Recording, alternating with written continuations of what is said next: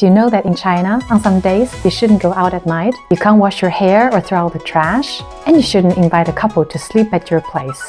Today, we'll talk about superstition in China in slow Mandarin.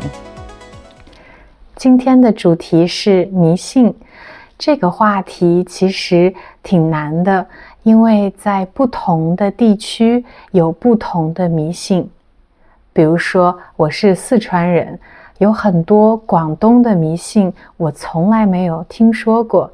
今天想跟大家介绍一些比较常见的，很多人听说过的中国的迷信。首先第一个是筷子不能这样插在米饭里，因为这样像是在上香，当然对一起吃饭的人是一种不尊重。我还听说过一种说法，就是在监狱里面大家也会把筷子插在碗里，所以大部分人会把筷子就这样放在碗上，或者会有这样的工具，直接把筷子放在它的上面也可以。这个算是比较基本的餐桌礼仪。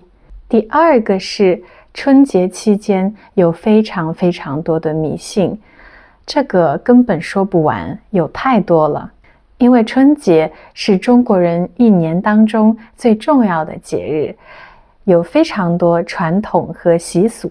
大家都知道的一些习俗，比如说大年初一，也就是春节的第一天，不可以洗头，不可以扫地或者倒垃圾。为什么呢？因为大年初一是财气进家门的一天，财就是钱，气你们都知道，意思就是获得钱的运气。如果你洗头、扫地、倒垃圾的话，就会把这种很好的获得钱的运气也一起扔掉、扫掉。所以这几天哪怕你觉得头发很脏，最好也不要洗，这样财富才能留在你的家里，留在你的身上。春节期间还有一个非常常见的迷信，就是不可以说不好的词，比如说死、坏、输、鬼等等，也不可以说生病、完了等等。这些词都不吉利。其实这些词在平时最好也不要说，但是在春节期间是绝对不能说的。我还记得我在小的时候，偶尔在春节会说鬼之类的词，就会被大人骂。但是我小时候总是跟他们吵架，说我不信这些，我就要说鬼鬼鬼。所以其实现在的年轻人很多也不太信这些东西，也不会去遵守老年人所遵守的这些迷信和习惯。第三个常见的迷信就是清明节和中元节晚上不要出门。清明节是中国人祭祖、扫墓、献花的日子，而中元节是鬼节。这两个节日都是阴气比较重的节日，传说鬼门是打开的，所以很多鬼或者说去世的人会从那个门里面走到我们的世界里，不好的东西会进到人间。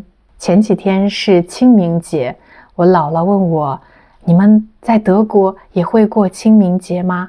你晚上千万不要出门呀，这几天鬼也过节，他们在晚上都出来了，人就不要去凑热闹啦。我就起了一身鸡皮疙瘩，还好德国这边不过清明节。第四个很多人都知道的迷信是镜子不可以对着床，这个当然是风水的说法，当然风水有一套自己的规则，比如说房子应该修在哪里，房子里面应该怎么装饰，怎么摆放家具等等。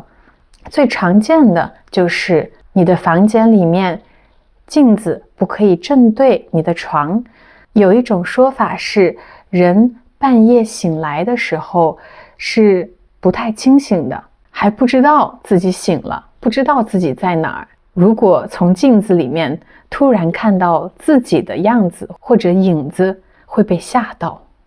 我又起了一身鸡皮疙瘩。第5个迷信是我最近才知道的，就是最好不要让情侣在自己的家里过夜。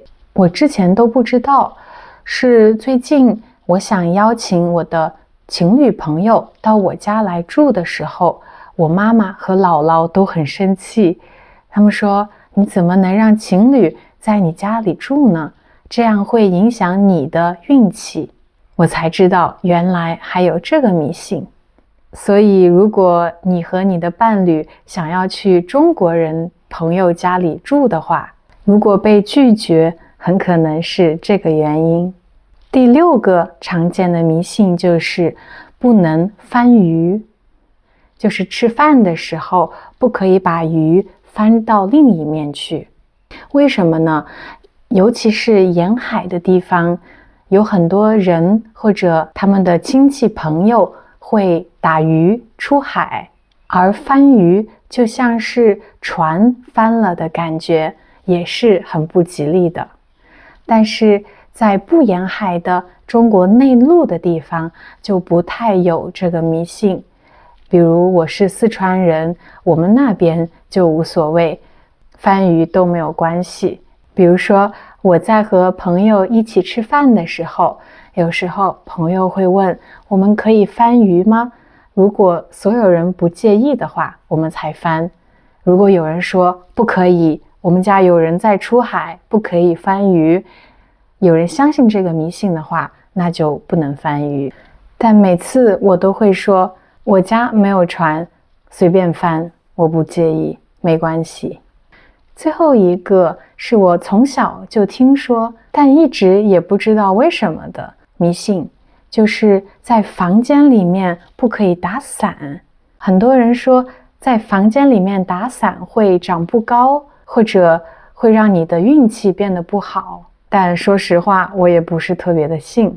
所以总的来说，现在年轻人也并不是非常的迷信，很多中国传统的迷信慢慢的被大家忘记了，可能只能从爷爷奶奶、姥姥姥爷那里学到一点。你们那里有没有什么比较有意思的迷信呢？欢迎在评论区里告诉我，我很期待看到你们的迷信。如果喜欢我的视频，请给我点赞。如果想要看到更多的比较慢的中文视频，关注我的账号和我其他的视频内容。那我们下周见，拜拜。